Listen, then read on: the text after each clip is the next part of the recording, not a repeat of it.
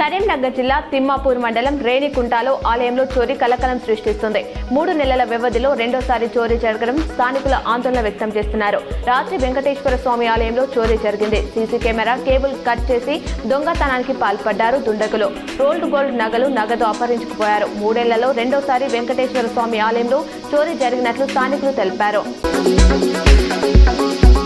వేములవాడ మండలం వట్టెలం గ్రామంలో వరి ధాన్యం కొనుగోలు కేంద్రాన్ని ప్రభుత్వ విప్ వేములవాడ ఎమ్మెల్యే ఆది శ్రీనివాస్ ప్రారంభించారు. జగిత్యాల జిల్లాతో పాటు నిజామాబాద్, మంచిర్యాల, ఆదిలాబాద్, నిర్మల్ జిల్లాలో పలు చోరీలకు పాల్పడిన అంతరాష్ట్ర దొంగల ముఠాను జగిత్యాల రూరల్ పోలీసులు అరెస్ట్ చేశారు.